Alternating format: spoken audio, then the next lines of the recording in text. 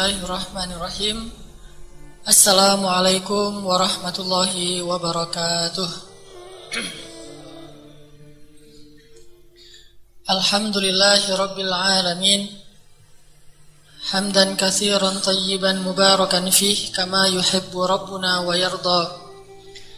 Ashhadu an la ilaha illallah wahdahu la syarikalah wa ashhadu anna Muhammadan abduhu wa rasuluhu la nabiyya ba'dah. Radina billahi rabba wa bil islami dina wa bi Muhammadin nabiyya wa rasula. Allahumma salli wa sallim wa barik ala hadan nabiyil karim. Allahumma salli wa sallim wa barik alaih kama dzakarahu dzakirun al-akhyar. Wa salli wa sallim wa barik ala rasulillah makhtalafa al-lail wan nahar. Wa salli wa sallim wa barik ala habibina Muhammadin wa ala al-muhajirina wal ansar. Teman-teman yang dirahmati Allah Subhanahu wa taala, ahlan bikum, selamat datang di dalam majelis yang mudah-mudahan ini adalah salah satu di antara taman-taman surga Allah yang ada di muka bumi. Sehingga siapapun yang istiqomah hadir di dalam taman surga Allah di muka bumi, maka Allah catatkan dia termasuk di antara yang Allah jaminkan untuk hadir di dalam taman-taman Allah di akhirat, taman-taman surga Allah di akhirat. Dan mudah-mudahan Allah Subhanahu wa taala malam ini menganugerahi kita iman dan hikmah, sehingga dengan iman itu kita punya semangat untuk beramal, dan dengan hikmah itu kita bisa menjadikan amal kita itu diridhoi Allah Subhanahu wa taala. Teman-teman, hari ini, malam ini kita akan mengangkat tema brotherhood. Kalau dalam bahasa Arab itu disebut dengan mu'akhah. Disebut dengan mu'akhah atau ta'akhi. Dalam bahasa Arab disebut dengan istilah mu'akhah. Nanti kita akan coba renungkan kisah-kisah brotherhood atau mu'akhah yang pernah dilakukan oleh Rasulullah SAW di masa beliau. Bagaimana semangat mu'akhah atau semangat persaudaraan kaum muhajirin dan ansor, baik secara golongan maupun secara individu atau personal. Lalu kita akan coba hubungkan dengan kehidupan kita pada saat ini, baik dengan isu-isu ke-Indonesiaan maupun dengan isu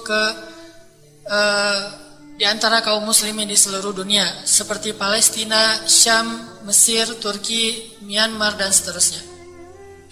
Sebelum kita membahas tentang bab mu'akhah atau brotherhood, coba kita sama-sama membuka halaqah ini dengan bertilawah Al-Quran. Pertama kita akan baca firman Allah di dalam surat Al-Hujurat.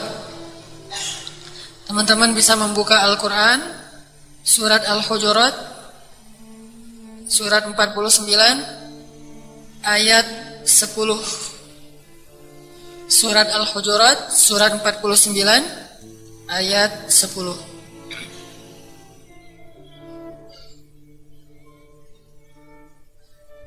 Ini juga yang tadi dibacakan oleh imam kita, dan kita ucapkan jazakallahu khair kepada imam kita, Ustadz Bilal.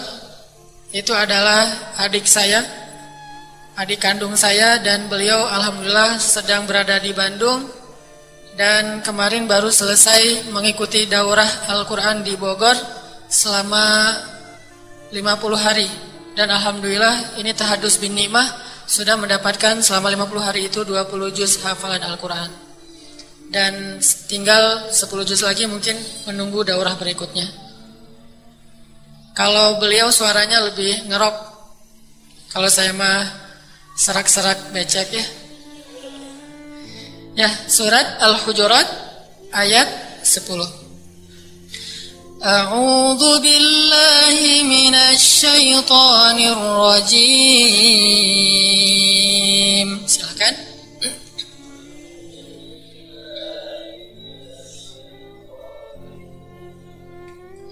Bismillahirrahmanirrahim.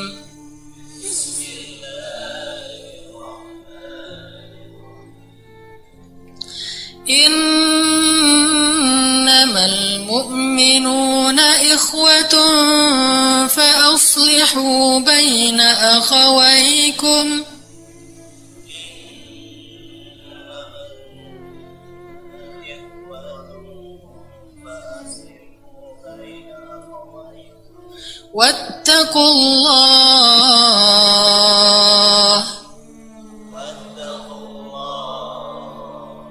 Wattaqullaha la'allakum turhamun.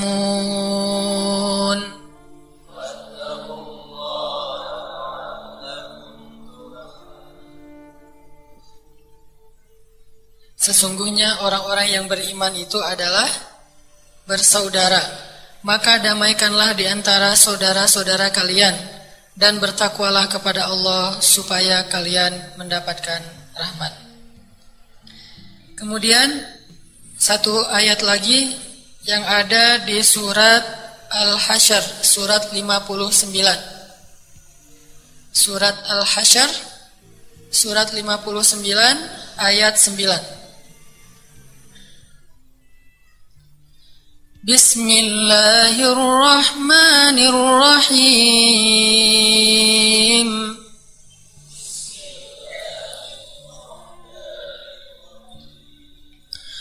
والذين تبوأوا الدار والإيمان من قبلهم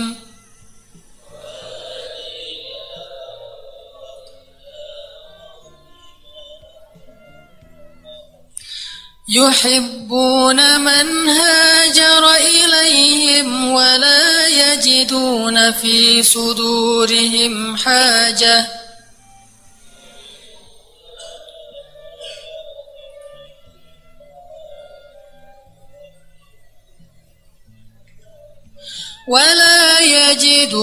في صدورهم حاجة مما أوتوا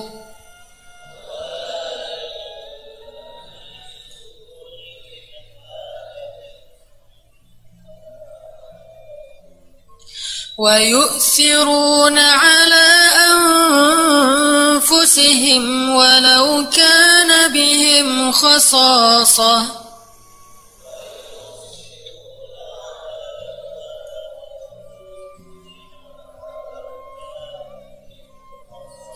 ومن يوق شح نفسه فأولئك هم المفلحون.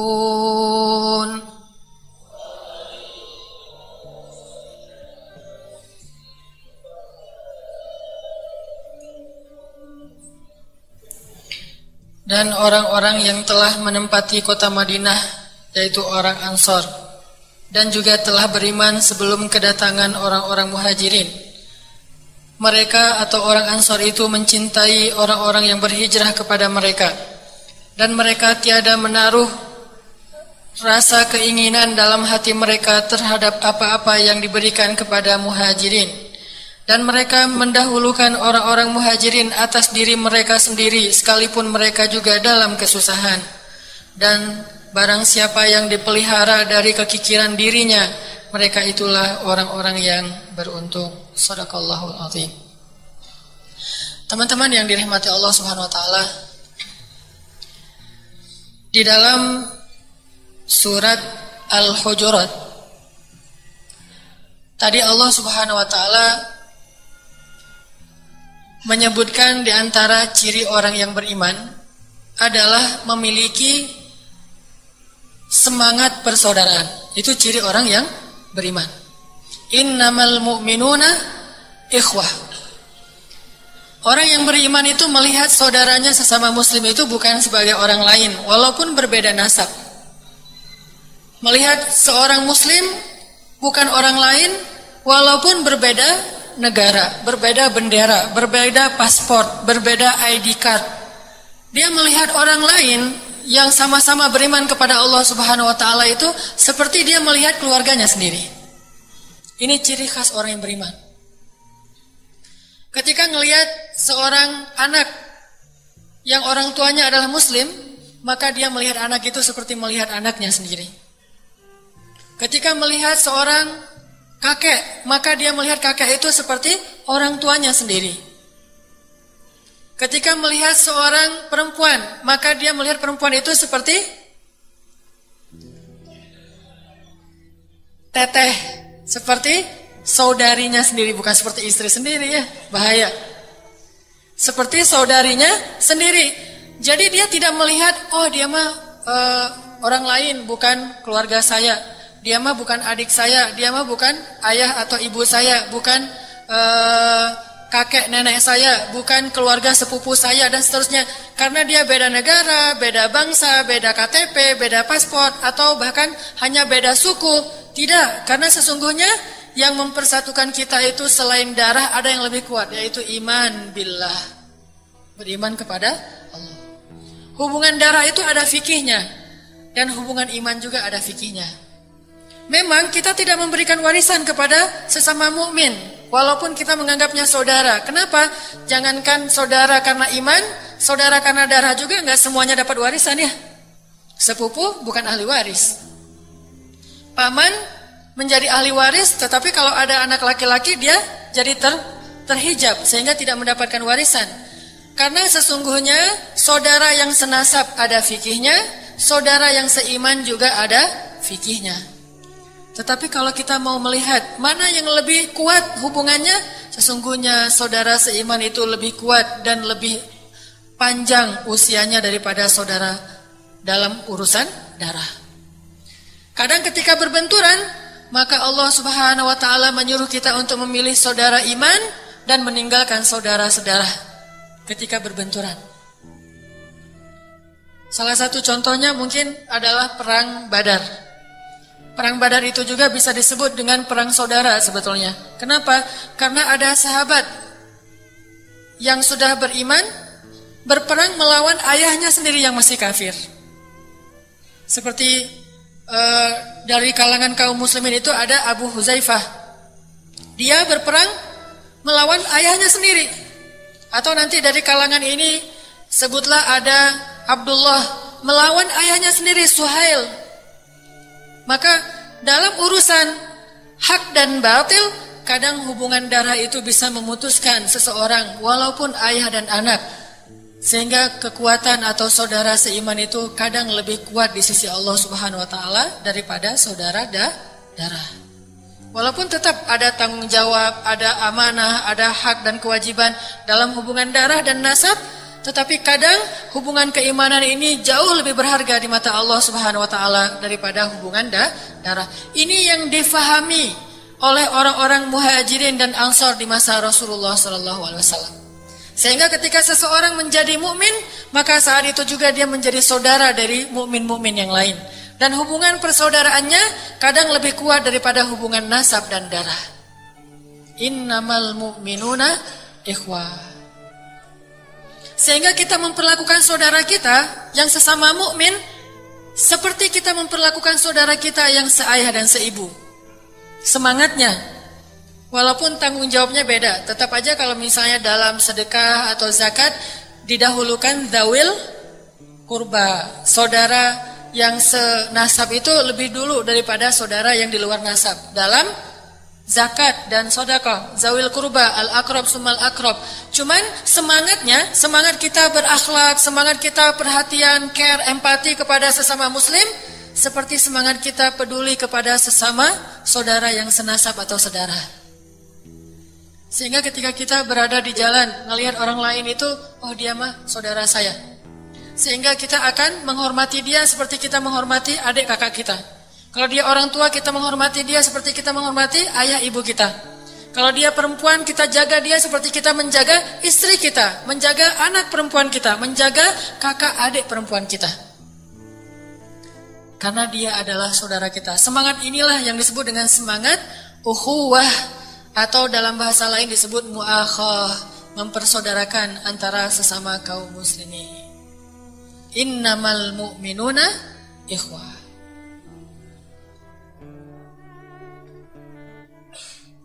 Sama kayak hadis Nabi SAW, Nabi bilang gini, la yu'minu ahadukum hatta yuhibba li akhih ma yuhibbu li nafsih.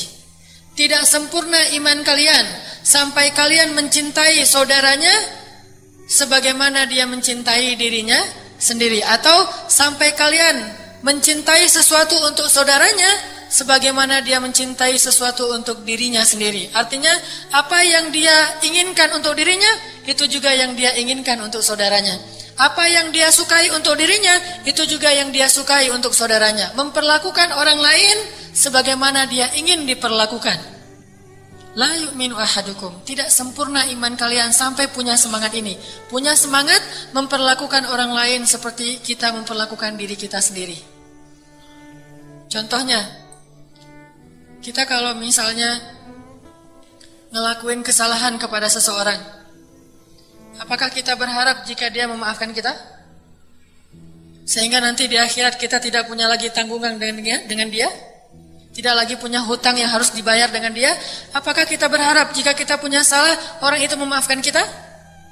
Ya, kalau begitu maka kita juga mencoba untuk memaafkan kesalahan orang lain seperti kita ingin dimaafkan kesalahan kita oleh orang lain.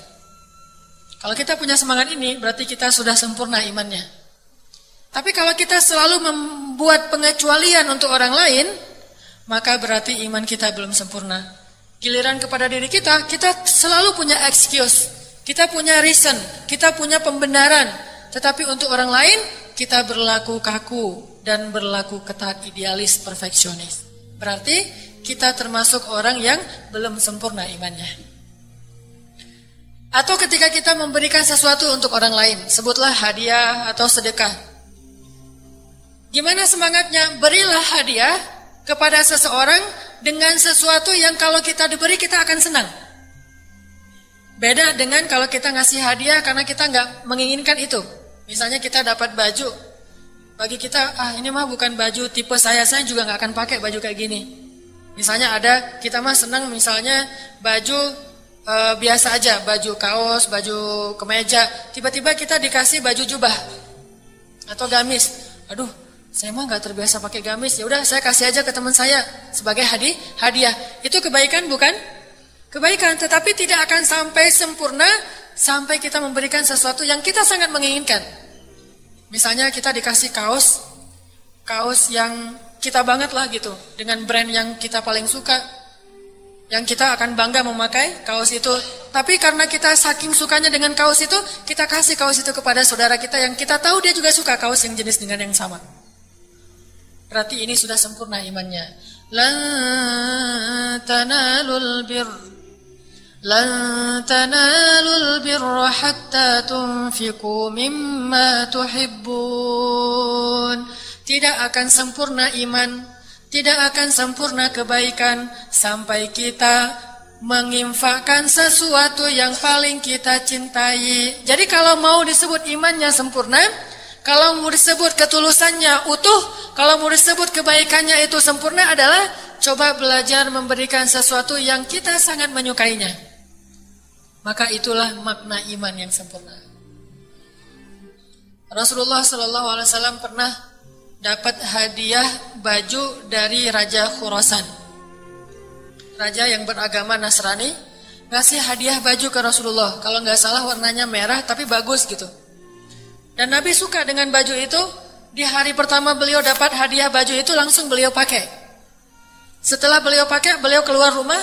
Di tengah jalan ada seorang laki-laki berkata kepada Rasulullah, "Ya Rasulullah, bajunya bagus banget." Kata laki-laki itu. "Kamu suka?" Kata Rasul. "Suka." Akhirnya Rasulullah membuka bajunya dan menyerahkan sebagai hadiah kepada laki-laki itu. Dan Nabi pun pulang dalam keadaan tidak memakai baju. Ketika Rasulullah udah pulang, orang-orang kemudian menegur laki-laki tadi karena dia dia bersikap yang menyusahkan Nabi. Dia meminta sesuatu yang Nabi juga butuh. Akhirnya mereka bilang, "Ya fulan, kenapa kamu menyusahkan Nabi dengan meminta baju yang beliau pakai? Kalau kamu meminta baju, mintalah dari kami akan berikan banyak baju untuk kamu. Kenapa harus yang dipakai Nabi?" Kata sahabat, kata dia, "Sebetulnya saya bukan tertarik kepada bajunya, Tetapi saya tertarik karena baju ini dipakai oleh Rasulullah dan saya ingin memakai baju bekasnya Rasulullah Sallallahu Alaihi Wasallam. Dan ini sesuatu yang sangat logis. Malah yang gak logis itu di zaman kita. Ada bekas baju dipakai oleh seorang pemain bola, udah berkeringat ya.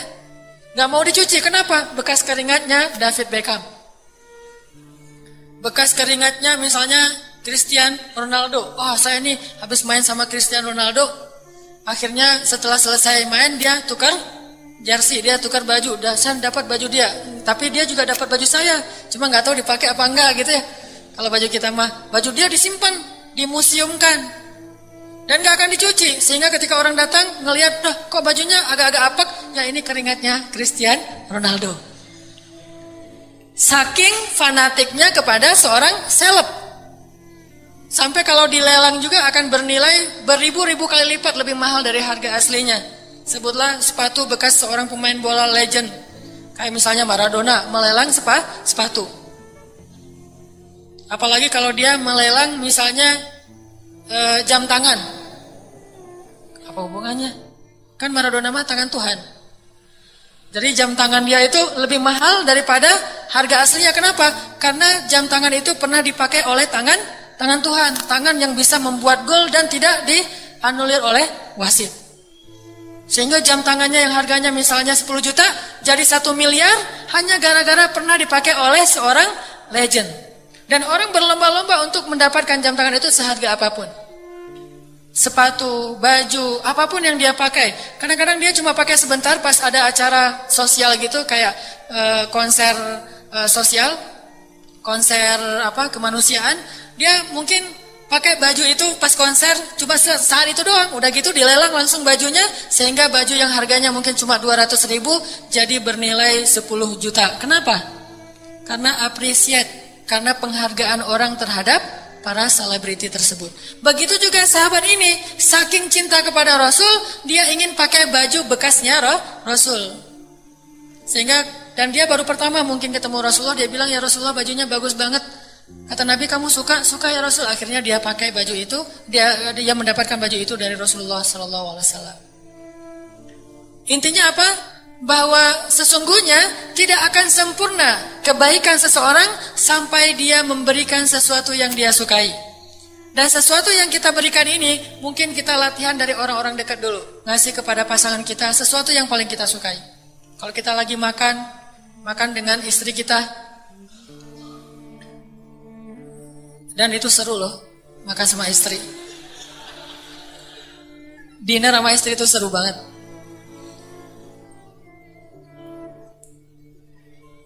Ini yang buat saya selalu puas kalau ceramah di sini. Dinner dengan istri, udah gitu pesen. Kita ditanya, mau makan apa? Bib. Bib itu Habib.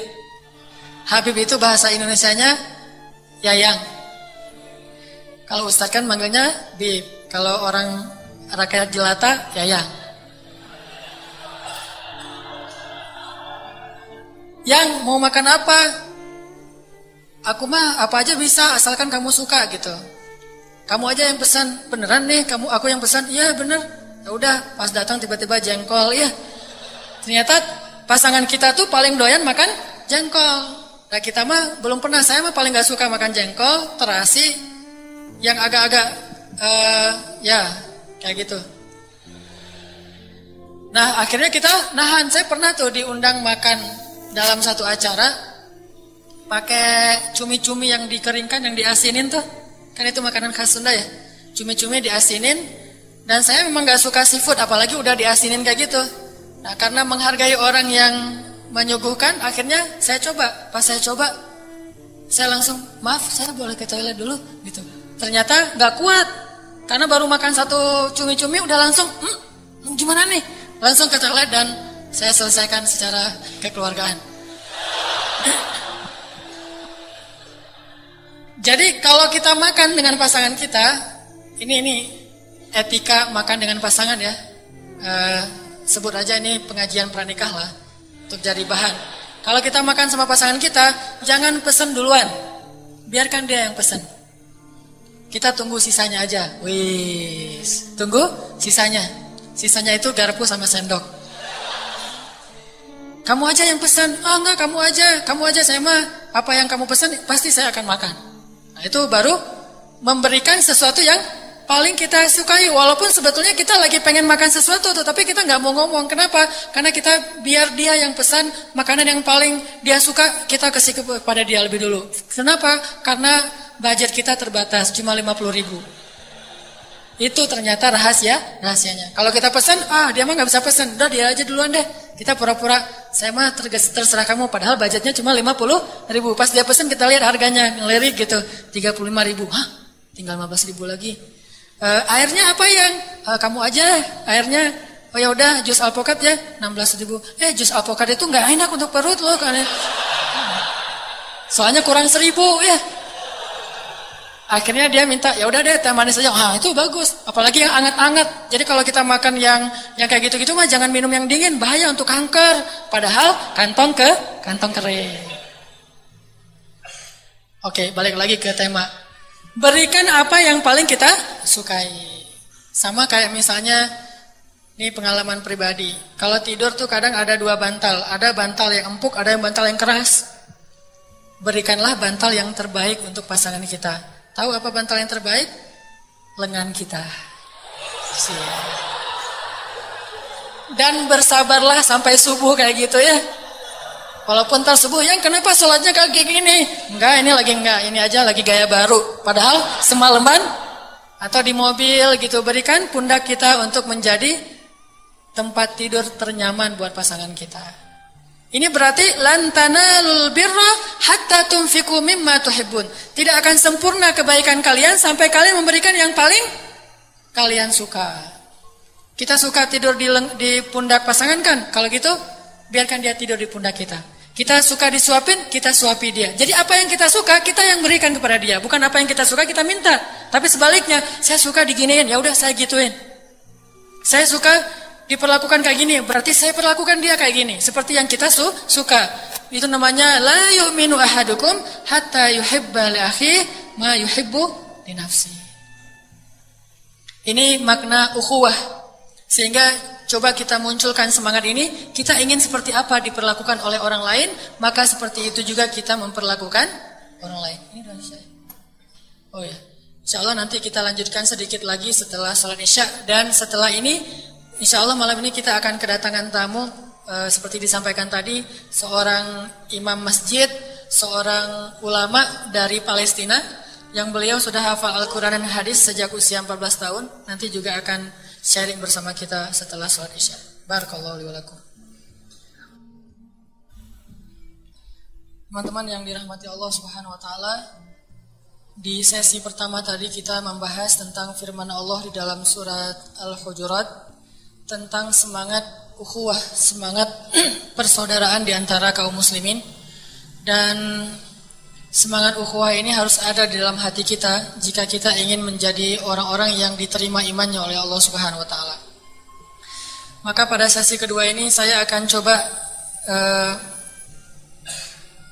mengangkat ayat dari surat Al-Hasyr, yaitu ayat ke-9 tentang contoh ukhuwah yang pernah ditunjukkan oleh sebaik-baik generasi, yaitu generasi para sahabat baik muhajirin ataupun ansor. Sehingga dari contoh-contoh ukhuwah itu kita bisa mengambil teladan dan nasihat bagaimana harusnya kita memperlakukan sesama muslim, terutama muslim yang sedang Allah uji dengan berbagai macam bentuk musibah, baik yang ada di dalam negeri maupun yang ada di luar negeri. Allah mengangkat contoh ukhuwah di dalam surat Al-Hasyr ayat 9, yaitu semangat ukhuwahnya kaum Ansor. Semangat ukhuwahnya kaum Ansor. Dan inilah yang dilakukan Nabi SAW pertama kali ketika Nabi hijrah ke Madinah.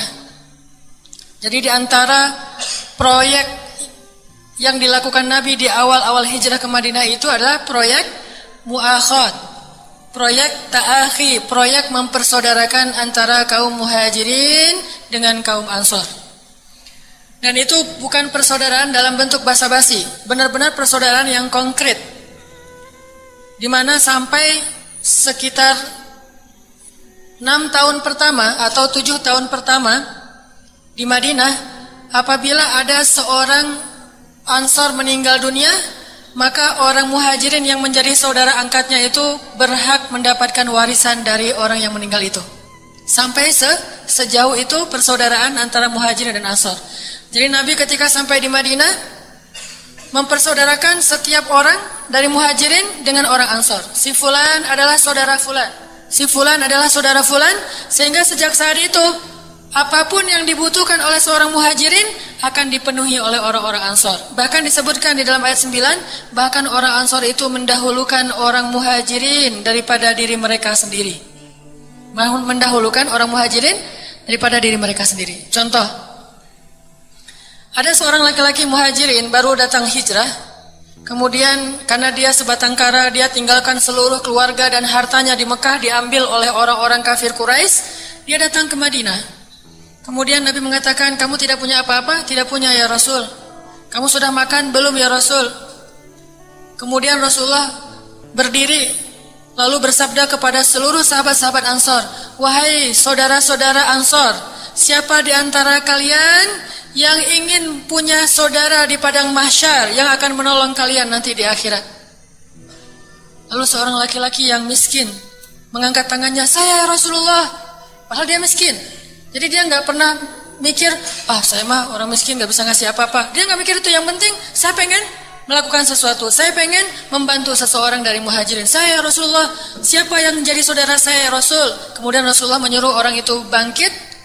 Lalu dipersaudarakanlah mereka antara Muhajirin dengan Ansor. Dibawa pulang ke rumahnya. Sampai di rumahnya ternyata pas dilihat oleh laki-laki Muhajirin ini, rumahnya gubuk. Cuma namanya orang Muhajirin juga orang yang tulus, gak cinta dunia. Dia gak pernah menggerutu, wah tahu gini, gitu ya.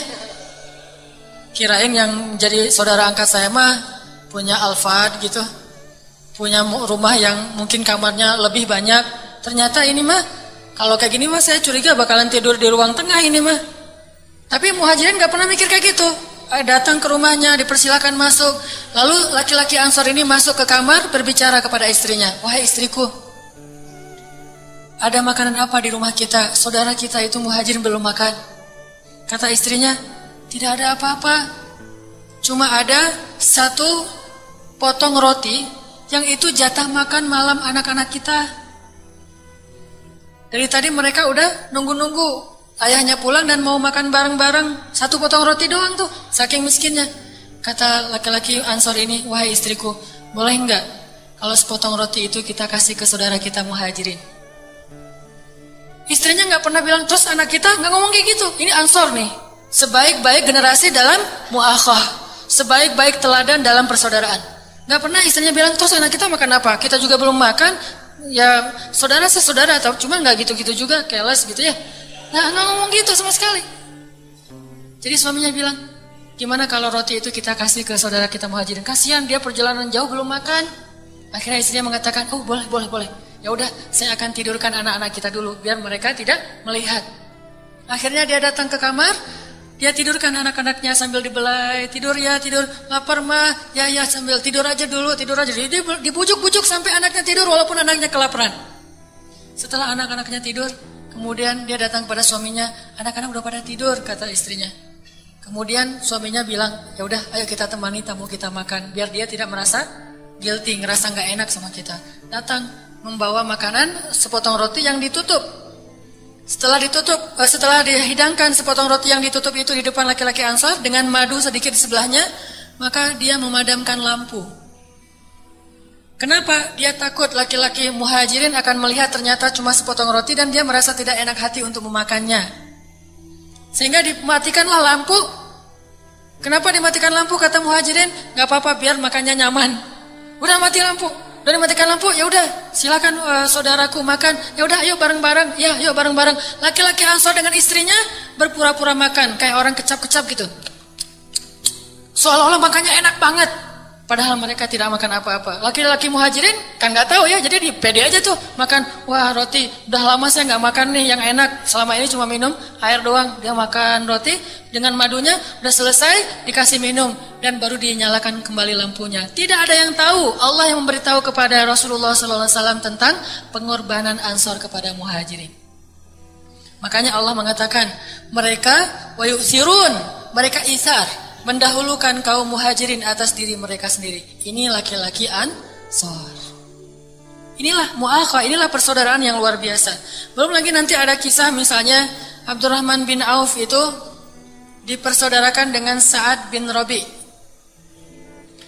Abdurrahman bin Auf itu di Mekah orang kaya, tapi ketika dia hijrah semua kekayaannya diambil alih oleh orang-orang kafir Quraisy, sehingga dia hijrah tidak punya apa-apa. Sampai di Madinah, kemudian Rasulullah mempersaudarakan Abdurrahman bin Auf dengan Sa'ad bin Rabi'.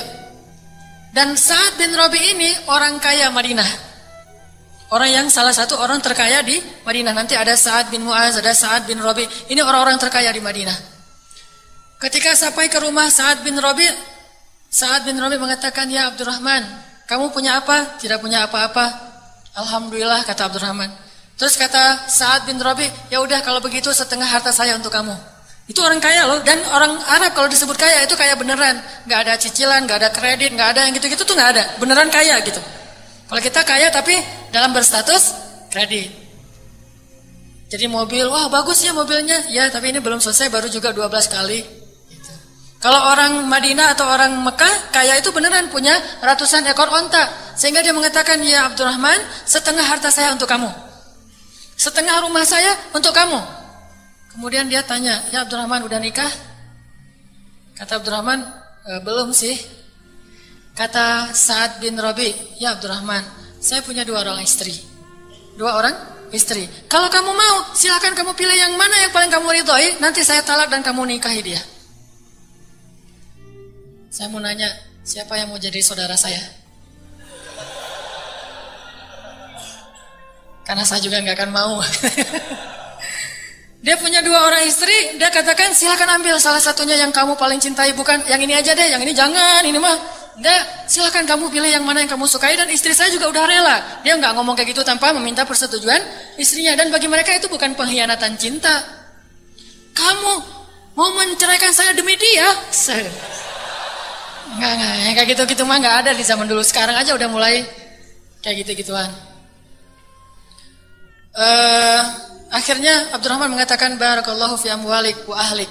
Semoga Allah memberkahi hartamu dan keluargamu. Saya tidak menginginkan harta itu, rumah ataupun pasangan kamu. Tunjukkan saja kepada saya di mana pasar, kata Abdurrahman. Akhirnya ditunjukkanlah pasar. Abdurrahman pergi ke sana, ke pasar. Dia mulai berdagang, dan Abdurrahman ini orang yang kalau kata Nabi, kalau dia datang ke pasar hanya membawa kerikil, dia pulang pasti membawa emas.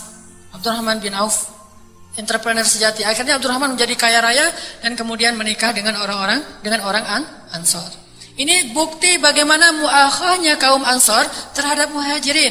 Mereka mendahulukan muhajirin atas diri mereka sendiri. Bahkan ada orang Ansor bilang kepada Rasulullah, "Ya Rasulullah, setengah dari ladang kami, setengah dari kebun kami untuk muhajirin." Mereka menyerahkan setengah kebunnya untuk muhajirin. Kata Rasulullah, orang muhajirin itu nggak bisa berkebun. Kalian saja yang berkebun. Nanti kalau misalnya kalian rela, berikan hasilnya kepada orang-orang muhajirin. Kata orang Ansor, "Sami'na wa ata'na ya Rasul." Coba lihat. Dikasih kebun, kata Rasulullah, kasihan mereka nggak bisa berkebun. Daripada kalian juga repot berkebunnya gagal, mending kalian aja yang bercocok tanam. Nanti kalau kalian rela, setengah hasilnya berikan kepada muhajirin. Mereka nggak bilang, "Hah? Apa-apa ya Rasul?" Nggak ngomong kayak gitu. Agak terheran-heran gitu, ya dikasih kebun nggak mau, mintanya yang udah kayak kita ngasih lauk gitu, ngasih bahan-bahan masakan nggak mau, mintanya dimasakin kan gitu ya. Ini ada misalnya ada ikan loh atau ada daging, aduh saya mah nggak bisa masak, boleh nggak sekalian dimasakin, nanti saya minta kuahnya aja setengah, minta setelah jadi. Itu kata-kata kita apa kira-kira respon kita? Terlalu. Akhirnya ya udah, orang-orang Ansor itu berkebun, mereka bercocok tanam. Pas udah panen, mereka panggil, "Wahai kaum muhajirin, kesini, ambillah sesuka kalian, nanti sisanya baru untuk kami." Itulah Ansor. Makanya pada malam ini, insya Allah nanti dengan presentasi dari Syekh, kita akan coba melakukan satu program, langsung mengamalkan ayat-ayat dan hadis-hadis tadi, mempersaudarakan antara orang Indonesia dengan orang Palestina. Selain orang Bandung dengan orang Garut.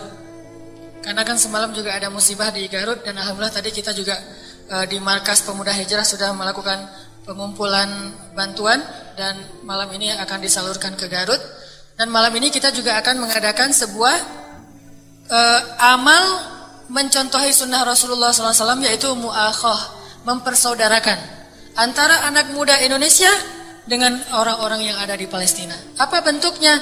Bentuknya kita berniat untuk punya adik angkat di Palestina. Kita berniat punya ayah angkat di Palestina, tapi ayah angkat yang butuh bantuan kita. Kita berniat punya saudara angkat di Palestina. Dan insya Allah kita berniat punya saudari angkat di Palestina. Siap insya Allah? Yang mana nih, yang saudari atau yang semuanya? Semuanya ya, insya Allah. Artinya gimana? Bahwa mulai sekarang, bagi nanti teman-teman yang punya kerelaan, mulai sekarang kita menganggap bahwa saudara kita itu nambah satu, yang ada di Indonesia plus yang ada di Palestina. Sehingga nanti Syekh juga akan menjelaskan tentang keadaan di Palestina. Dari teman-teman KNRP juga akan melakukan semacam pendaftaran siapa yang pengen jadi saudara angkat orang-orang Palestina, dan saya juga nanti insya Allah akan mendaftar. Sehingga setiap bulan kita akan ingat adik-adik kita yang ada di Palestina atau anak-anak kita yang ada di Palestina. Oh, saya belum ngirim buat adik saya nih, di mana? Di Palestina. Nggak usah banyak, semampu kita. Kalau misalnya masih anak kos mungkin ngirim 30.000. Untuk sekali makan setiap bulan ngirim 30.000, 50.000, 100.000. La yukallifullahu nafsan illa usaha. Bukan berapa angkanya, tapi yang paling penting kita telah mengangkat seorang anak Palestina menjadi saudara kita karena iman, dan kita tanggung kebutuhannya sehari-hari semampu kita, sehingga Allah lah yang mencatat siapa di antara mereka yang menjadi saudara kita. Mungkin kita nggak kenal, tapi kita yakin ada, dan Allah nanti akan mempertemukan kita dengan mereka di akhirat insya Allah. Maka dari itu malam ini kita akan menghadirkan Syekh yang akan dibawa oleh teman-teman dari Komisi Nasional untuk Rakyat Palestina, yaitu KNRP, yang insya Allah sebentar lagi akan hadir di hadapan kita dan menyampaikan sedikit materi kurang lebih sekitar setengah jam atau 30 menit, dan nanti ditutup dengan pendaftaran untuk menjadi saudara angkat warga Palestina atau kaum muslimin di Palestina. Nanti ditampilkan nomor handphonenya yang kita bisa daftar ke nomor itu, masuk dalam grup WA, dan mudah-mudahan setiap bulan nanti kita akan dapat share hadis tentang Palestina dan juga share info terkini atau terupdate dari Palestina langsung dari para ulama-ulama yang ada di Yordan dan di Palestina. Untuk itu kami persilahkan kepada Syekh dan dari teman-teman perwakilan KNRP. Tapi sambil kita menunggu Syekh datang, kita di sini ada beberapa permohonan doa. Pertama, doa untuk Kanzakia, usia 3 tahun yang sedang koma, belum sadarkan diri selama 1 minggu di rumah sakit. Kemudian yang kedua dari teman-teman jamaah untuk kesembuhan Khaira Askana Sah bin Indra, usia 4 tahun dari Majalengka yang sakit kanker retina mata. Setelah dioperasi justru kankernya menyebar ke gusi. Semoga diberikan kekuatan dan kesabaran. Bismillahirrahmanirrahim. Allahumma rabban nas azhibil ba's ishfi anta syafi la shifaan illa shifa'uk ishfi shifaan la yughadiru saqaman. Rabbana atina min ladunka rahmah wa hayyi' lana min amrina rasyada waj'al lana min kulli dhiqin makhraja wa min kulli hammin faraja wa min kulli usri yusra. Alhamdulillah, mudah-mudahan doa kita diijabah oleh Allah, dan kita berbahagia sekali malam ini bisa ketemu dengan salah seorang imam masjid di Palestina dan bisa belajar dari beliau langsung. Silakan. Baik, bismillahirrahmanirrahim. Alhamdulillahirabbil alamin, nahmaduhu wa nasta'inuhu wa nastaghfiruh wa nashkuruh. Ahlan wa sahlan bi syekhina al-karim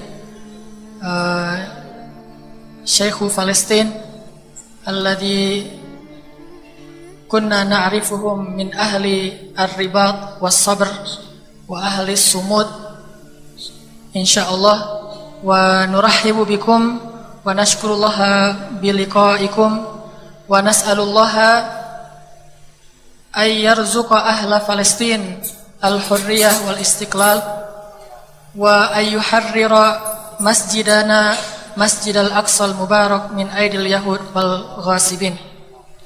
Wa Syekhuna Al-Karim, nahnu syababu Indonesia ma'akum fi bikulli ma'anil ukhuwah insyaallah, wa hadza kulluna syababu Bandung, wa Bandung madinatun tu'tabar fi Indonesia madinatus syabab wa madinatul ibda. Wa nahnu al-an alhamdulillah fi jama'ati syababil hijrah walhamdulillah kullu usbu' hum yahduruna hadhihi al-halaqah min ay makan kanat wa hum insyaallah yata'allamuna an syari'atil Islam wa ulumil Quran fi kulli usbu' marrah yani fi lailatil arbi'a. Alhamdulillah wa nashkurukum ala hudurikum wa nastafid minkum katsir insyaallah wa tasharrafna bi hudurikum walhamdulillahirabbil alamin. Tadi enggak perlu diterjemahin ya? Tadi saya memperkenalkan diri bahwa kita ini pemuda-pemuda Bandung, pemuda Islam, dan Bandung itu adalah kota pemuda, kota kreatif, dan orang-orang anak-anak muda di Bandung semuanya semangat mendukung kemerdekaan Palestina, dan insya Allah orang-orang Bandung juga akan berusaha mensyiarkan tentang hak-hak saudara kita di Palestina di seluruh Indonesia insya Allah. Bismillahirrahmanirrahim. Assalamualaikum warahmatullahi wabarakatuh. Sebelum beliau menyampaikan info terkini terkait kepalestinaan, beliau bernama Syekh Mahmud Said Kamal Al-Khor. Beliau berasal dari jalur Gaza, Palestina, dan alhamdulillah 2 bulan yang lalu bisa keluar dari jalur Gaza dengan pertolongan Allah Subhanahu wa taala, dan beliau imam di Masjid Abdullah Azzam di jalur Gaza, dan di usia 14 tahun beliau sudah hafidz Al-Qur'an. Dan insyaallah kita akan mendengarkan tentang informasi terkini tentang Palestina dan jalur Gaza. Ila fadilatis Syekh fa alaihi falyatafaddal mashkuran wa ma'juran. Bismillahirrahmanirrahim. Alhamdulillah, thumma alhamdulillah, thumma alhamdulillah. Allahumma lakal hamdu wassyukur. Bidayatan assalamu alaikum warahmatullahi wabarakatuh. أخوكم في الله محمود ابن الحاج سعيد كمال الخور من قطاع غزة من فلسطين. طبعا يا كرام، أنا السعيد، أنا لست سعيدا، أنا السعيد بوجودي أمامكم، أمام هذه الوجوه الطيبة، الوجوه النيرة التي والله عندما تراها تعلم لو أن هذه في فلسطين لحررت فلسطين. عسى الله أن يوفقكم، وعسى الله أن يجعل رفعتكم في دينكم، وعسى الله أن يجعل رفعة بلدكم بكم أيها الإخوة الكرام يا معشر الشباب. Paham?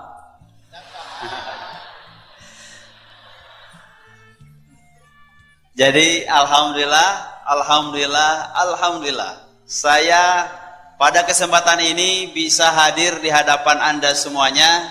Saya sangat bersyukur karena saya melihat di sini bagaimana para pemuda-pemuda yang wajahnya bercahaya, bagaimana para pemuda-pemuda yang baik, yang soleh, dan saya sangat meyakini seandainya di jalur Gaza ada pemuda-pemuda yang sekarang ada di sini, maka Palestina akan terbebas insyaallah.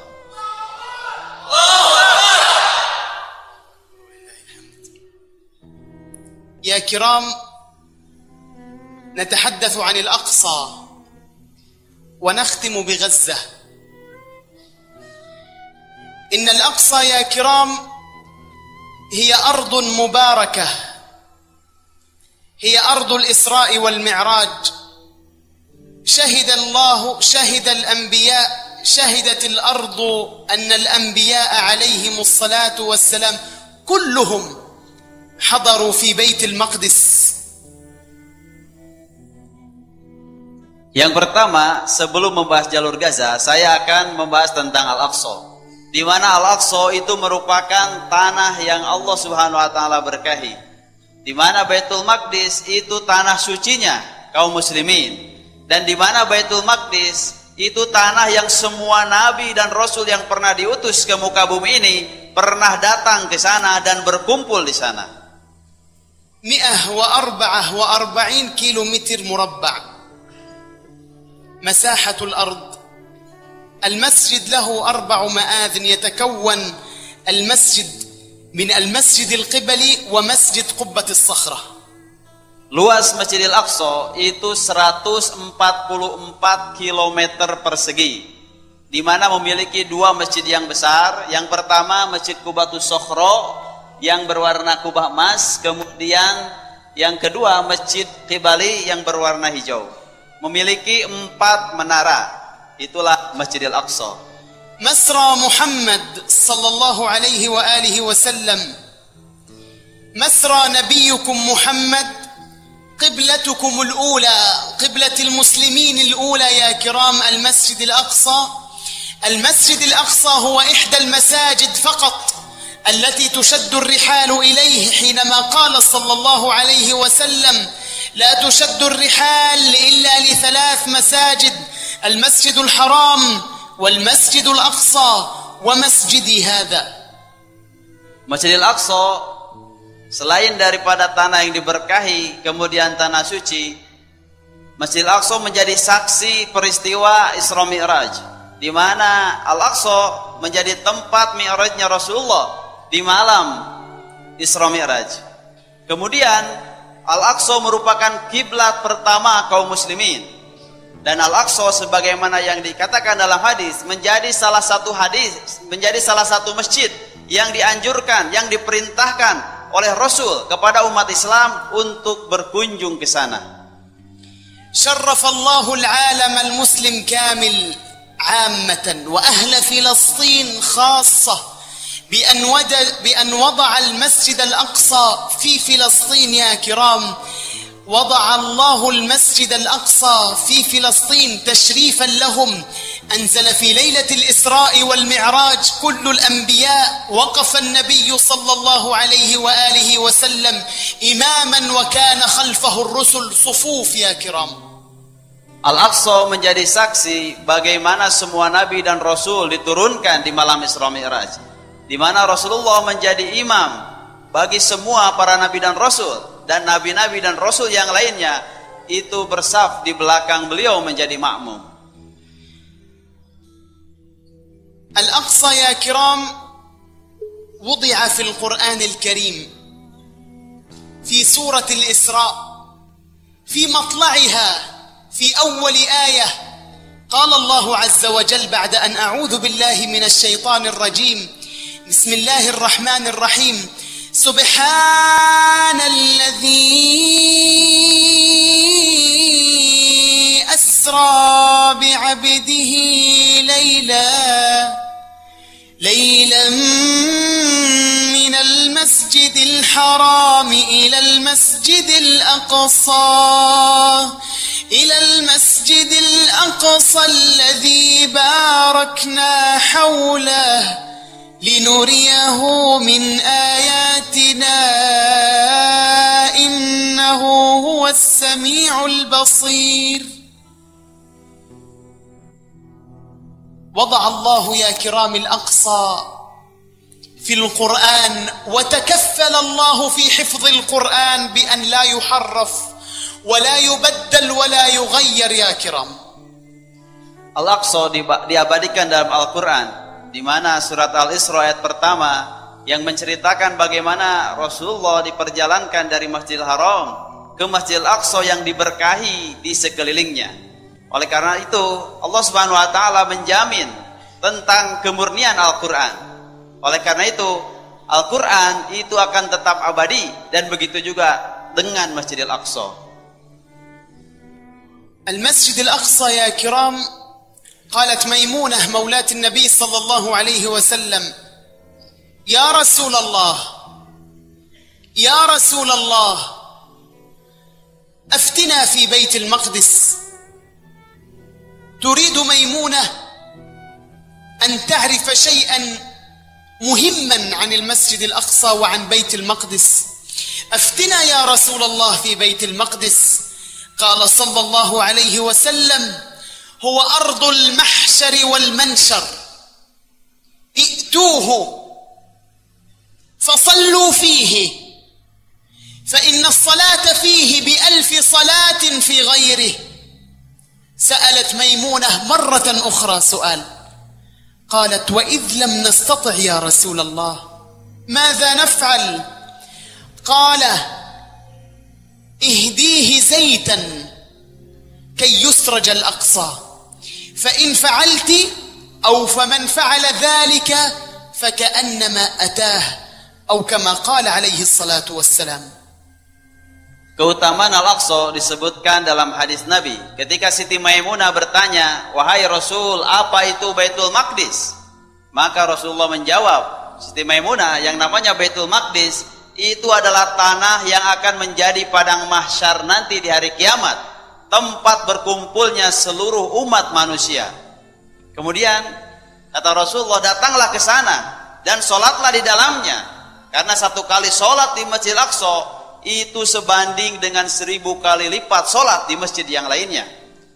Kemudian Siti Maimunah bertanya, wahai Rasul, kalau aku tidak bisa pergi ke sana, apa yang harus aku lakukan? Maka Rasulullah menjawab, kirimlah minyak atau berinfaklah dengan minyak untuk menyalakan lentera lampu Masjidil Aqsa.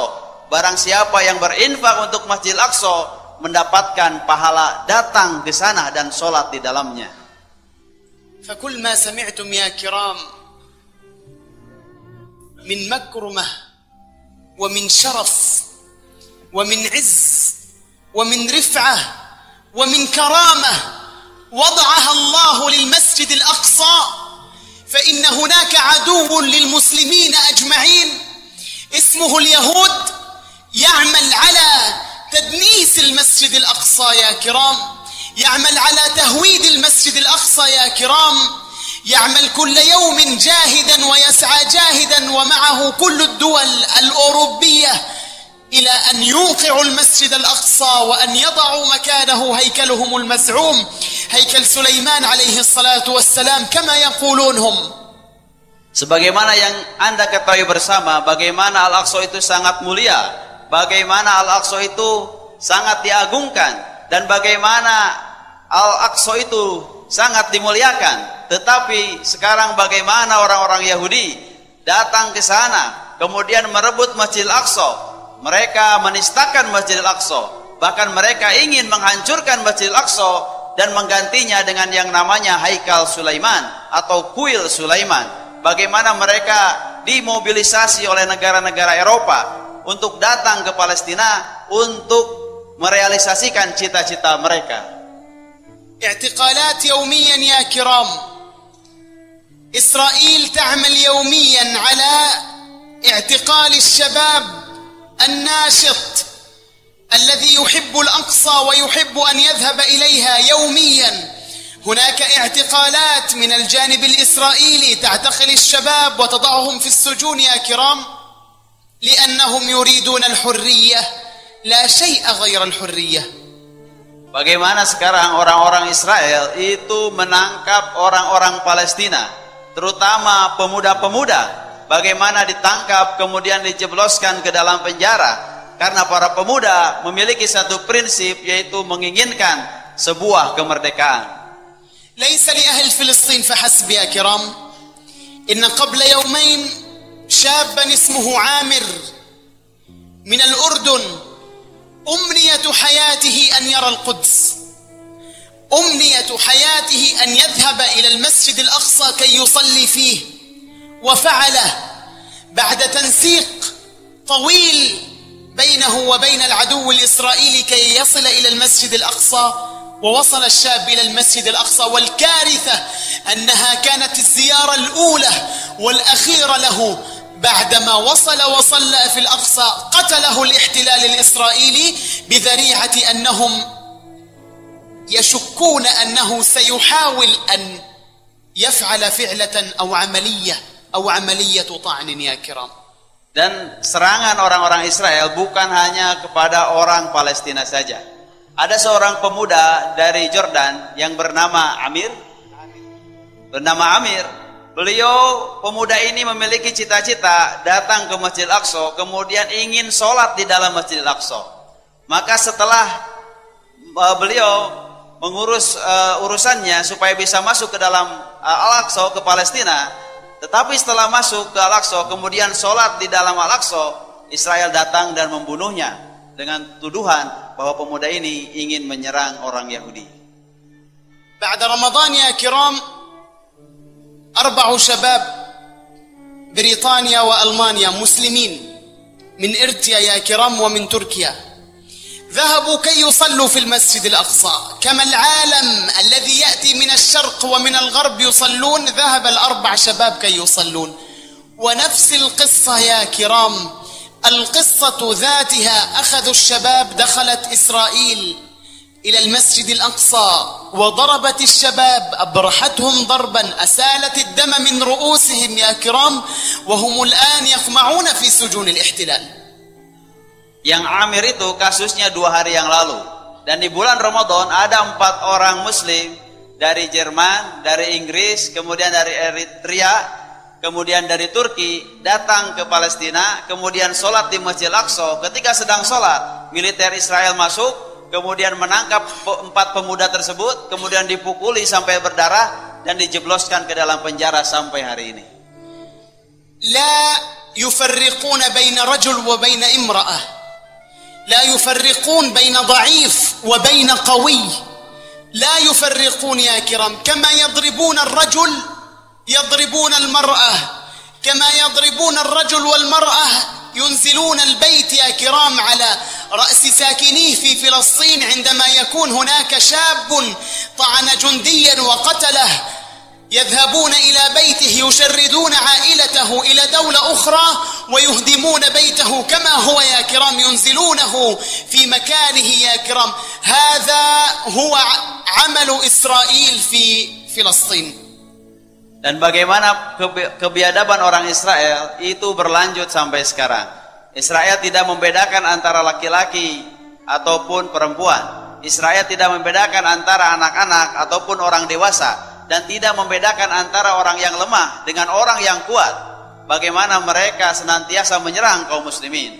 Bahkan ada kasus ketika orang Palestina, anak kecil, dia membawa pisau kemudian menyerang serdadu Israel, maka seluruh keluarganya itu diusir dari Palestina dan rumahnya dihancurkan, dan semua keluarganya sampai sekarang tidak diperbolehkan masuk ke tanah airnya. اليهود يا كرام كل يوم هذا جدول، هذا برنامج لليهود كل يوم في الضفة الغربية يا كرام، يعملون على إيقاف أبنائنا وبناتنا ومعلمينا ومعلماتنا في الشوارع يا كرام. يوقفونهم وهم ذاهبون إلى المدارس وهم آيبون من المدارس يا كرام، يوقفونهم تحت أشعة الشمس الحارقة بذريعة التفتيش، يفتشونهم يا كرام ويفتشون شنطهم، يوقفونهم تحت أشعة الشمس الحارقة 2 3 ساعات 4 ساعات إلى أن يفكروا أن يقولوا لهم اذهبوا إلى بيوتكم. ولسان حال أهل إسرائيل لسان حال اليهود أن يا شعب فلسطين لا نريدكم أن تتعلموا. Sekarang di tepi barat sudah luar biasa kekejaman Israel. Bagaimana setiap siswa-siswi, kemudian guru-guru yang ingin berangkat ke sekolah, itu semuanya diperiksa oleh militer Israel. Ketika mau masuk ke sekolah, itu diperiksa, kemudian diinterogasi, kemudian bajunya dibuka, tasnya semuanya dibuka, kemudian mereka dijemur 1 jam atau 2 jam di sana, supaya tidak bisa masuk ke sekolah. Guru supaya tidak bisa mengajar di sekolah. Orang Israel tidak menginginkan orang Palestina untuk belajar, untuk berpendidikan. Israel ya kiram, rabi' aqwa jaysh في العالم. إسرائيل وضعت نفسها الأولى في الدول العربية أن تكون جيشا في فلسطين. انظروا ماذا حصل لها في غزة. Israel itu militernya terkuat nomor 4 di dunia dan terkuat nomor 1 di Jazirah Arab. Tetapi kita akan melihat apa yang dilakukan oleh Israel terhadap masyarakat di jalur Gaza. إسرائيل يا كرام هجمت على غزة 3 هجمات في سنة 2008 وفي سنة 2012 وفي سنة 2014 يا كرام 3 حروب متواصلات. Dalam 6 tahun terakhir, Israel menyerang jalur Gaza 3 kali berturut-turut. Tahun 2008, 2012, dan 2014. هدفهم يا كرام في الحرب الأخيرة في 2014 في شهر رمضان المبارك 51 يوم.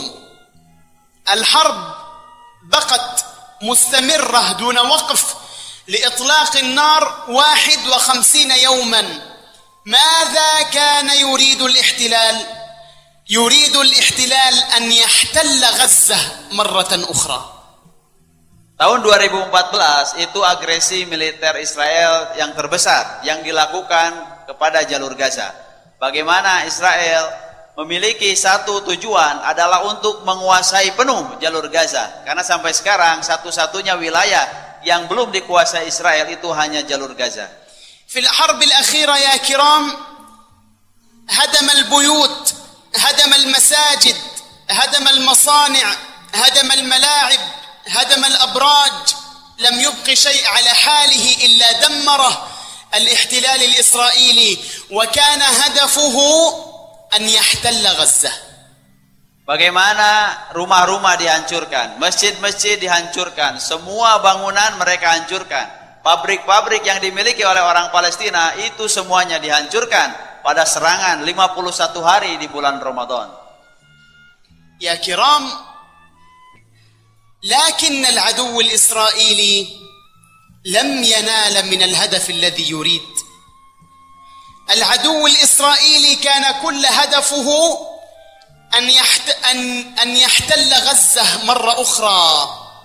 لكن يا كرام الفئة القليلة المعدودة في قطاع غزة قالت له ارجع من حيث أتيت وعما قريب بإذن الله سنرجعك إلى مكان ما أتيت، إلى روسيا وأمريكا والصومال وإلى هذه الدول، دول الشتات من حيث أتيت. Orang-orang Israel ingin menguasai jalur Gaza. Tetapi orang-orang jalur Gaza, orang-orang Palestina di sana, mereka memiliki keyakinan bahwa yang akan dikembalikan yaitu orang-orang Israel. Orang Yahudi akan dikembalikan ke tanah airnya masing-masing, ke Eropa, kemana, ke Jerman, kemudian negara yang mereka berasal sebelum datang ke Palestina. Al-fi'ah al-qalilah ya kiram hiya kulluha min hafazati kitabillah azza wa jalla. Dan kami di jalur Gaza itu para pejuang-pejuangnya meskipun sedikit tetapi kami berjuang dan semua pejuang di sana itu hafidz Quran. Qala Allah azza wa jalla ya kiram fi al-Quran al-Karim wa kam min fi'atin qalilatin ghalabat fi'atan كثيرة بإذن الله والله مع الصابرين والله مع الصابرين الذين يتعلمون القرآن ويتربون يا كرام على حب الجهاد في سبيل الله ويتربون على حب قضيتهم قضية فلسطين القضية الوحيدة المظلومة من قبل العالم أجمع هو الذي يصبر يا كرام على المحن ويصبر على الابتلاءات ويصبر على الاحتلال ونصر الله قريب كما وعد الله. Dan berapa banyak sekelompok orang yang kecil bisa mengalahkan sekelompok yang besar dengan izin Allah. Sungguhnya Allah bersama orang-orang yang bersabar. Sesungguhnya saudara-saudaraku, setiap orang, setiap generasi yang senantiasa dibina dengan Al-Quran, kemudian yang dibina dengan untuk mencintai perjuangan, untuk mencintai jihad di jalan Allah, untuk mencintai orang-orang, untuk membantu yang tertindas, maka sesungguhnya mereka itulah yang akan bisa bersabar dalam menghadapi segala bentuk ujian. إلى الآن يا كرام نحن على أعتاب سنة 2017 لم يعترف أحد ولم يدخل لنا أحد يا كرام إلى الآن، لأن المعبر المصري والإسرائيلي مغلقين على أهل غزة.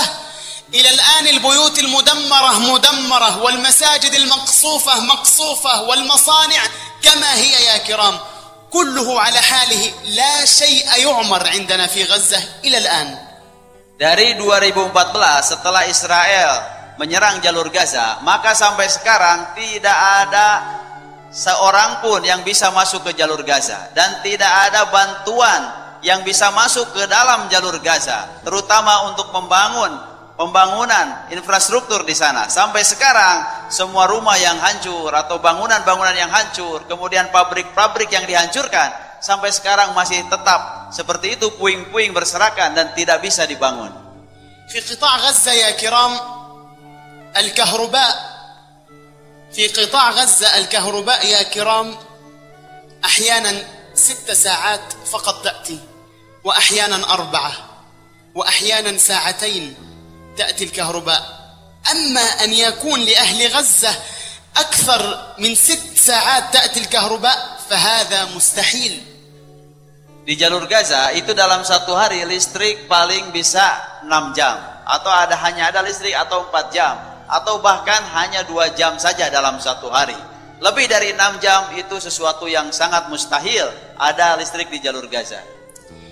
Ya kiram, hayatu ahli Gaza الآن كما قديما يذهبون من البيت إلى المدرسة إلى المسجد إلى البيت، وعندما يا كرام ينتهون من الجامعات، وهناك في غزة خريجين دكتوراه يا كرام، والله لا يوجد لهم عمل، فإن شهاداتهم في أدراجهم جنب رؤوسهم أو ينامون عليها، لا يعملون بشهاداتهم، ولا يوجد أي فرص عمل، ولا يوجد، كلها بطالة يا كرام. كل الذين يتعلموا يتخرجوا ينامون في بيوتهم ولا عمل لهم. Kehidupan di jalur Gaza itu sangat luar biasa sulitnya. Ketika diembargo dari darat, laut, dan udara, bagaimana penduduk jalur Gaza kegiatannya hanya dari rumah ke masjid, atau anak-anak ke sekolah, pulang lagi ke rumah. Di sana banyak orang-orang yang selesai pendidikannya di S3, banyak dokter-dokter di jalur Gaza, tetapi semuanya itu mereka tidak punya pekerjaan. هذا يا كرام كله مكر إسرائيل. إسرائيل تمكر بأهل فلسطين عامة، وبأهل غزة خاصة يا كرام، تمكر بهم. والله يقول في كتابه العزيز: ويمكرون ويمكر الله والله خير الماكرين. Dan semuanya itu adalah makar orang-orang Israel. Tetapi Allah Subhanahu wa taala mengabadikan dalam Al-Qur'an, dan mereka berbuat makar, maka Allah pun berbuat makar, dan sebaik-baik dan tipu daya Allah itu adalah yang paling baik. Amerika وروسيا وبريطانيا وألمانيا يا كرام 4 دول كبار يدعمون إسرائيل دعما مستمرا لإسرائيل، يمكرون يدفعون الأموال مثل الجبال كي يسقطون فلسطين، وكي يسقطون الأقصى، وكي يسقطون غزة. Amerika, Rusia, Inggris, dan Jerman itu adalah 4 negara besar yang menjadi donatur bagi Israel. Mereka lah yang senantiasa mengucurkan bantuan kepada bangsa Yahudi untuk menguasai Palestina, untuk menguasai Masjidil Aqsa. ولكن يا كرام قال الله أيضا في كتابه العزيز وقد مكروا مكرهم وعند الله مكرهم وإن كان مكرهم لتزول منه الجبال فلا تحسبن الله مخلف وعده رسله إن الله عزيز ذو انتقام. قال الله في كتابه العزيز وإنا لننصر رسلنا. الله سينصر محمد، الله سينصر أمة محمد، الله سينصر الأمة المظلومة، الله سينصر الأمة التي تحفظ دينه، الله ستنصر الأمة التي تحفظ كتابه وسنة نبيه، الله سوف يحفظ الأمة التي تسعى جاهدة لتحرير المسجد الأقصى ودحر عدو الأنبياء قبل أن يكون عدونا يا كرام. Tetapi saudara-saudara sekalian, Allah Subhanahu wa taala menjelaskan dalam Al-Qur'an, ketika orang-orang kafir berbuat makar, maka Allah pun akan berbuat makar. Dan makar Allah itu tetap yang paling baik. Oleh karena itu, banyak ayat yang menjelaskan bahwa Allah lah yang akan memenangkan Muhammad, dan Allah lah yang akan memenangkan umatnya Muhammad. Dan Allah lah yang akan memenangkan setiap orang yang menjaga agamanya, setiap orang yang menjaga Quran, setiap orang yang menjaga sunnah. Mereka lah yang akan Allah menangkan. Dan setiap orang yang akan memiliki cita-cita untuk membebaskan tanah sucinya, itulah yang akan Allah menangkan.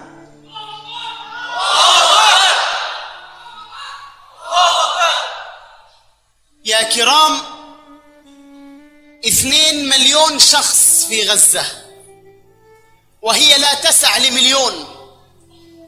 منهم يا كرام 100,000 حافظ لكتاب الله عز وجل. من أجل ذلك الله يقف مع أهل غزة، الأسرة البسيطة، الأسرة الضعيفة غزة يا كرام، يقف الله معها لأن فيها شباب يحفظون القرآن الكريم ويحفظون دين الله عز وجل، فكان حقا على الله أن ينصرنا بإذنه عز وجل. Di jalur Gaza itu penduduknya yang tinggal di sana 2 juta jiwa. Padahal pasnya untuk wilayah jalur Gaza itu hanya dihuni pasnya oleh 1 juta jiwa. Tetapi 2 juta jiwa yang tinggal di sana. Dari 2 juta penduduk jalur Gaza, 100.000 orang itu hafid Quran. Itulah kuncinya, itulah rahasianya. Kenapa Allah Subhanahu wa taala menurunkan pertolongan kepada warga Palestina yang ada di jalur Gaza. Ya Gaza, ya Gaza, utruki iqbali bi Israel. Ya Gaza, i'tarifi bi Israel. Ya Gaza, anti qalila. Ya Gaza, anti ضعيفة. يا غزة أنت بسيطة. يا غزة اعترفي بإسرائيل وسيأتيك الخير من كل بقاع الأرض. يا غزة فقط اركعي، يا غزة فقط اخضعي، وتقول غزة لا أركع إلا لله عز وجل. Israel itu yang diinginkan oleh Israel. Dia berkata kepada penduduk jalur Gaza, wahai Gaza, menyerahlah. Wahai Gaza, akuilah bahwa Israel itu sebuah negara. Wahai Gaza, kalian itu lemah. Wahai Gaza, kalian itu diembargo. Wahai Gaza, kalian itu tidak punya apa-apa. Wahai Gaza, rukulah kepada kami, maka kalian akan mendapatkan harta yang melimpah. Tetapi jalur Gaza mengatakan, kami hanya ruku kepada Allah Subhanahu wa taala. Ya kiram, يا كرام، إن الدول الأوروبية كلها تعمل وترسل بأن يا غزة اسمعي الكلام وسيأتيك الخيرات من كل مكان، ولكن غزة ولكن غزة يا كرام عزيزة النفس شامخة الروح يا كرام، وتأبى الاندحار، وتأبى أيضا أن تركع وأن تسجد إلا لله عز وجل. Negara-negara Arab itu membujuk orang-orang di jalur Gaza untuk mengalah terhadap Israel. Sehingga kalau mengalah kepada Israel, maka bantuan akan datang dari seluruh pelosok negeri. Tetapi itulah yang tidak diinginkan oleh penduduk jalur Gaza, sehingga mereka bertahan. أختم كلامي يا كرام، أختم كلامي. لسان حال أهل غزة يقول: الذين قال لهم الناس إن الناس قد جمعوا لكم فاخشوهم فزادهم إيمانا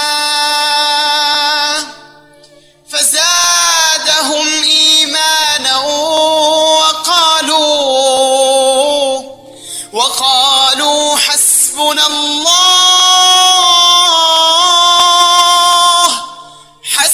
الله ونعم الوكيل.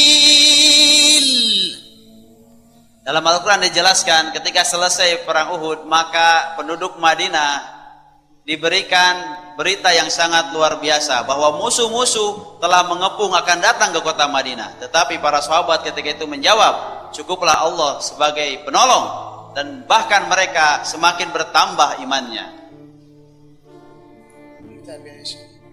Dan sebelum ditutup, beliau ingin memperlihatkan bagaimana perjuangan untuk sholat di dalam masjid.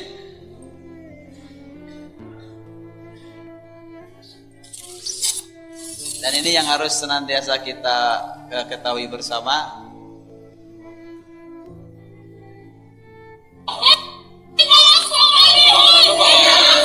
Inilah perjuangan sholat untuk masuk ke dalam Masjidil Aqsa. Bagaimana saudara-saudara di Palestina, mereka harus berjuang untuk bisa masuk ke dalam masjid hanya untuk sholat berjamaah di sana. Israel menutup semua akses pintu ke Al-Aqsa, setiap gang bagaimana mereka jaga supaya umat Islam tidak bisa masuk. Dan bagaimana ini orang-orang Israel menyerang orang yang sedang sholat di dalam masjid. Bagaimana pintu didobrak, kemudian bagaimana ditembaki dengan gas air mata atau granat asap. Tapi orang-orang Palestina, mereka tetap tidak menyerah. Mereka ingin masuk ke dalam Masjidil Aqsa untuk sholat berjamaah, meskipun mereka harus dipukul, dan meskipun yang tidak mau keluar dari masjid, Israel akan melakukan hal yang sangat biadab. Bagaimana ibu-ibu ini dilempar supaya dia meninggalkan area Masjidil Aqsa. Tetapi saudara-saudara kita di Palestina, mereka tidak menyerah. Mereka ingin masuk terus ke dalam masjid meskipun harus terluka. Dan meskipun yang terluka itu dilarang untuk diobati. Bagaimana militer Israel melarang tim medis untuk mengevakuasi ibu-ibu yang terluka. Tapi orang-orang Palestina, mereka tetap bertahan, mereka bersatu, mereka ingin terus masuk ke dalam Masjidil Aqsa, meskipun mereka harus kena pukul, meskipun mereka harus ditendang. Orang-orang Palestina, mereka punya satu yel untuk bisa masuk ke dalam Masjidil Aqsa. Yel-yel mereka adalah lantarka ummatun qaiduha Muhammad. Umat yang dipimpin oleh Muhammad tidak akan pernah menyerah kepada kalian, wahai bangsa Yahudi. Itulah yel-yel untuk menyemangati supaya bisa masuk ke dalam Masjidil Aqsa. Yang terakhir, kita akan lihat secara sekilas tentang jalur Gaza, secara sekilas. Dan Iwafillah rahimakumullah, ini merupakan yang harus senantiasa kita ketahui bersama, bagaimana luar biasanya perjuangan saudara kita di sana. Ini bagaimana ketika orang Palestina diajarkan untuk membangun, sedangkan Israel diajarkan untuk menghancurkan. Ketika orang Palestina mereka disibukkan untuk membangun infrastruktur negaranya, maka militer Israel menyiapkan peralatan untuk menghancurkannya. Dan ketika orang-orang Palestina disibukkan dengan memutarkan tasbih untuk berzikir kepada Allah Subhanahu wa taala, Israel memutarkan roda kendaraan tempur mereka. Ketika orang Palestina mengembangkan teknologi untuk membangun, maka Israel datang mengembangkan teknologi untuk menghancurkan. Ketika orang-orang Palestina bermain menerbangkan layangan, Israel menerbangkan drone untuk menyerang Palestina. Ini jalur Gaza sebelum diserang di bulan Ramadan. Dan ini orang Palestina ketika mempertahankan hidup mereka, Israel mempersiapkan kematian untuk rakyat Palestina. Ketika orang-orang Palestina menjatuhkan buah zaitun ketika manen, orang-orang Israel menjatuhkan peluru yang ditembakkan untuk orang Palestina. Ini laut Gaza yang diembargo oleh militer Israel. Dan ini tentara Israel datang dari laut di bulan Ramadan.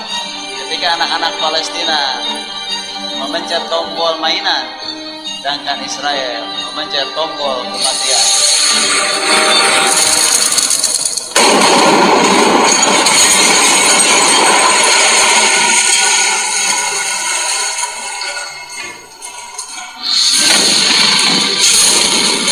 Dan mereka datang dari darat, laut, dan udara.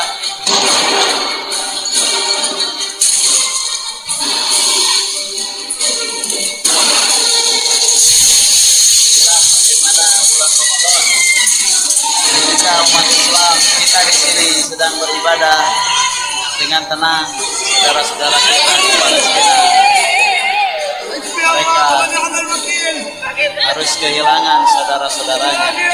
Ketika di bulan Ramadan kita mengajarkan anak dan adik kita untuk menahan lapar, orang Palestina mengajarkan anak mereka untuk menahan rasa sakit.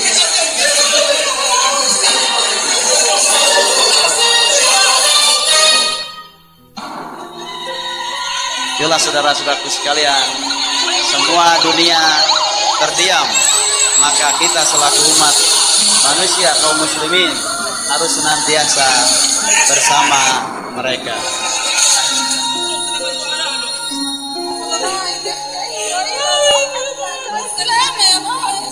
Dan mereka hanya mengatakan, ya Allah, masukkanlah ke dalam surga. Itu adalah gambaran bagaimana perjuangan orang-orang Palestina. Oleh karena itu, kita selaku umat Islam harus meyakini tentang hadis Nabi, barang siapa yang berinfak untuk Masjidil Aqsa, maka itu akan mendapatkan pahala sholat di dalam Masjidil Aqsa. Dalam riwayat lain, satu kali sholat di Masjidil Aqsa, Nabi Sulaiman berdoa, ya Allah, ampuni semua yang datang ke Masjidil Aqsa dengan tujuan untuk sholat di dalamnya, kecuali ampuni semua dosanya bagaikan bayi yang baru lahir. Oleh karena itu, ketika kita semuanya berinfak untuk Palestina, niatkan dalam hati kita, ya Allah, jadikan ini pahalanya, pahala sholat di dalam Masjidil Aqsa. Allah melipat gandakan pahala kita dan Allah mengampuni dosa-dosa kita. Oleh karena itu, di kesempatan yang terakhir ini, kita tim Dai Peduli dan Syekh menawarkan kepada para hadirin semuanya untuk senantiasa berinfak untuk Palestina dan senantiasa mendoakan Palestina. Jadi nanti yang siap untuk berkomitmen untuk Palestina, jadi uangnya tidak mesti sekarang, bisa besok, lusa, bisa bulan depan, atau bisa dalam 10 bulan ini kita berinfak untuk Palestina.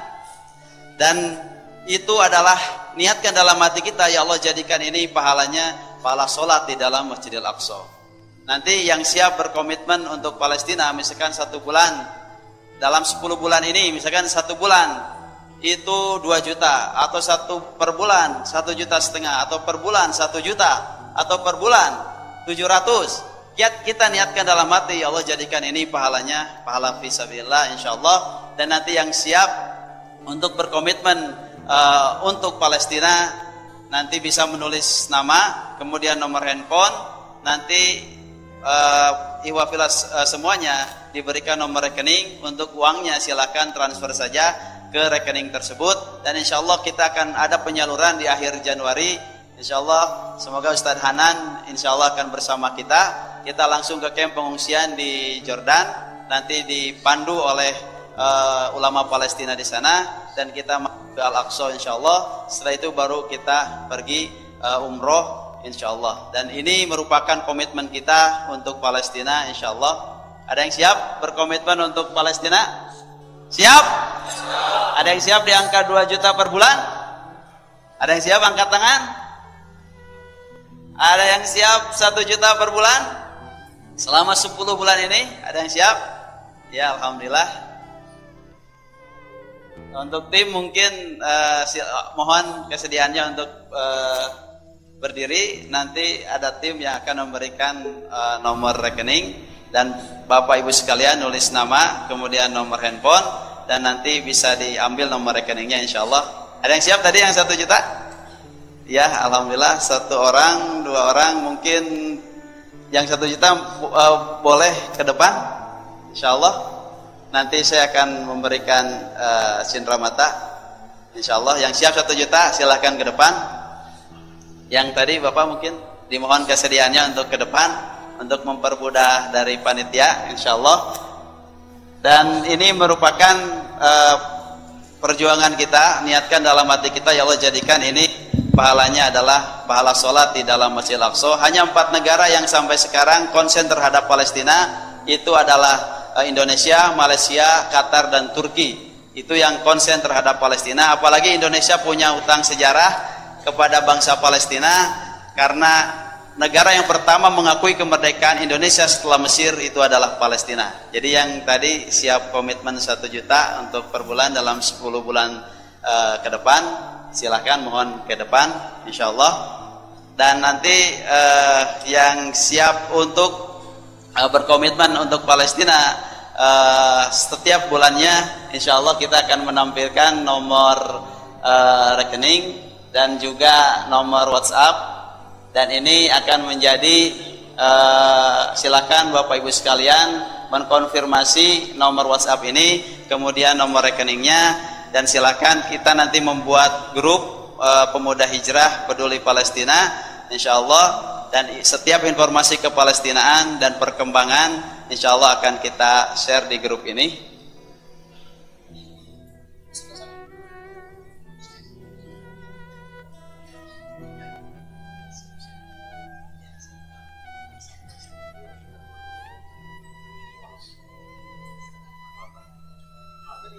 Ya. Jadi untuk tim silakan yang tadi siap 1 juta per bulan ke depan. Sekali lagi dimohon kesediaannya. Tapi nanti sebelum kita berinfak untuk Palestina, mentransfer Bapak Ibu sekalian ke nomor rekening lembaga, niatkan dalam hati, ya Allah jadikan ini adalah pahalanya pahala fisabilillah insyaallah.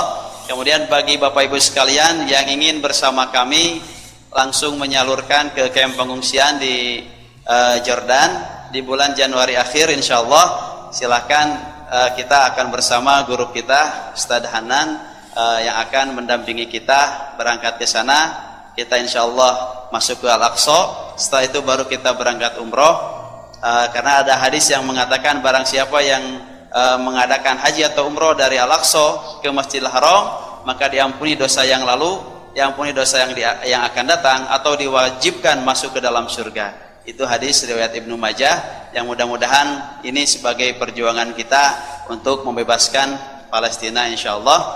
Kemudian sebelum ditutup, ada yang siap 500 per bulan sebelum ditutup?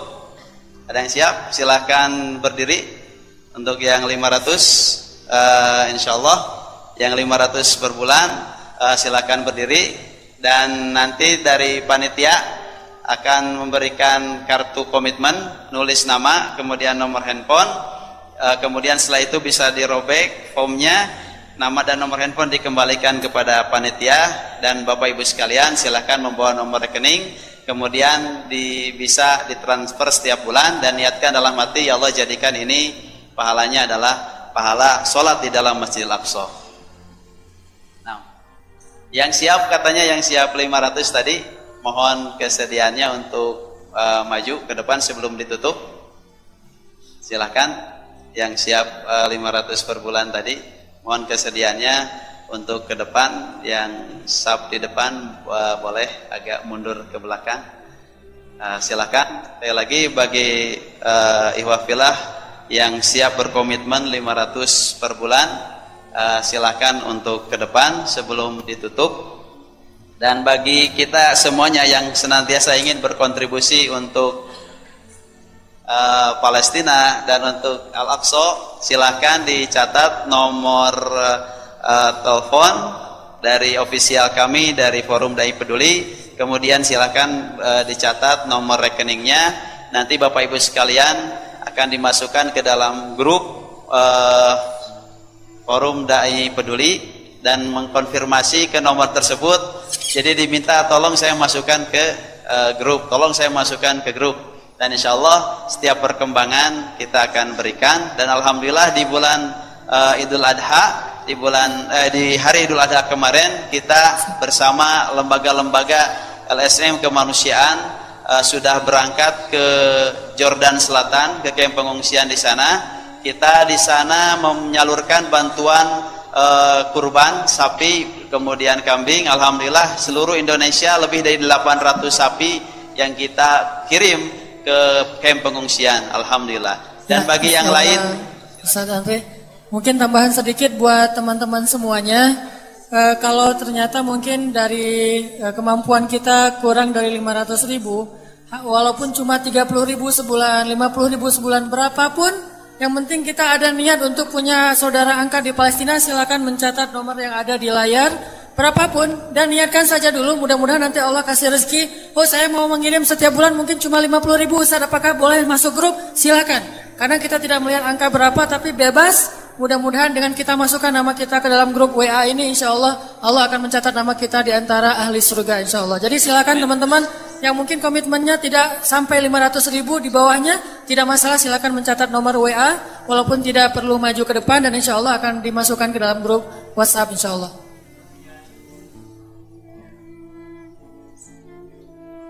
ya jazakumullah khair. Dan bagi yang ingin berinfak sekarang, insya Allah ada tim sunduk dari panitia yang akan berjalan di antara Bapak Ibu sekalian. Silakan yang ingin berinfak sekarang memasukkan infaknya ke dalam sunduk atau sorban atau kantong infak. Tapi sebelum infak, niatkan dalam hati, ya Allah jadikan ini pahalanya pahala sholat di dalam Masjidil Aqsa, insyaallah. Dan yang bagi ingin bersama-sama ke camp di bulan Januari akhir, insyaallah kita akan bersama guru kita Ustadz Hanan untuk berangkat ke sana. Dan alhamdulillah para ulama internasional sudah menargetkan tahun 2023 itu Al-Aqsa sudah terbebas, insyaallah. Dan mudah-mudahan dengan ini kita memiliki kontribusi dalam terbebasnya Masjid Al-Aqsa di tahun 2023, insyaallah. Itu menjadi target bersama para ulama di dunia dan setiap negara, menjadi target kemerdekaan untuk Palestina itu tahun 2023. Itu target yang sekarang ingin dicapai. Oleh karena itu kita tidak heran kalau banyak para syekh dari Palestina yang datang ke kita, insyaallah. Baik teman-teman, sebelum bubar mohon bersabar sejenak, kita tutup dengan berdoa bersama-sama, terutama untuk saudara-saudara kita yang ada di Palestina. Mohon bersabar sejenak, kita tutup dengan muhasabah dan doa sebagaimana biasanya. A'udzu billahi minasy syaithanir rajim. Bismillahirrahmanirrahim. Alhamdulillahi rabbil alamin. Hamdan yuwafi ni'amahu wa yukafi'u mazidah. يا ربنا لك الحمد كما ينبغي لجلال وجهك الكريم وعظيم سلطانك. اللهم اغفر لنا ولوالدينا وارحمهما كما ربيانا صغارا. اللهم اغفر لنا وللمسلمين. اللهم انصر الإسلام والمسلمين. اللهم انصر إخواننا المسلمين في فلسطين. اللهم انصر إخواننا المسلمين في غزة. اللهم انصر إخواننا المسلمين في فلسطين. اللهم إنا نسألك أن تحرر المسجد الأقصى، أن تحرر المسجد الأقصى المبارك من أيدي اليهود يا الله يا الله يا رب العالمين. اللهم انصر إخواننا المسلمين في شام. اللهم انصر إخواننا المسلمين في العراق. اللهم انصر المجاهدين ووحد صفوفهم وسدد رميهم واشفي جرحاهم وارحم شهداءهم يا رحيم. ربنا آتنا من لدنك رحمة وهيئ لنا من أمرنا رشدا واجعل لنا من كل ضيق مخرجا ومن كل هم فرجا ومن كل عسر يسرا. اللهم اهد شباب المسلمين. اللهم اهد شباب إندونيسيا. اللهم اجعلهم ممن ينصرون دينك يا الله. اللهم إنا نسألك الشهادة في سبيلك يا الله. Ya Arhamar Rahimin, segala puji bagimu pada malam ini ya Allah, yang telah mempertemukan kami dengan salah seorang kekasih-Mu yang dari Gaza, Palestina ya Allah. Ajarkanlah kepada kami izzah dan kemuliaan yang telah Engkau tetapkan bagi mereka ya Allah. Jadikanlah pemuda-pemuda Indonesia adalah pemuda-pemuda yang akan membebaskan Palestina ya Allah. Jadikanlah pemuda-pemuda Bandung pemuda-pemuda yang akan mensyiarkan tentang kemuliaan Palestina ke seluruh dunia ya Allah. Jadikanlah kami di antara para pembawa bendera pembebasan Palestina dan Al-Aqsa ya Allah. Ya Arhamar Rahimin, bantulah saudara-saudara kami di Gaza, bantulah saudara-saudara kami di Palestina, bantulah saudara-saudara kami di Suriah.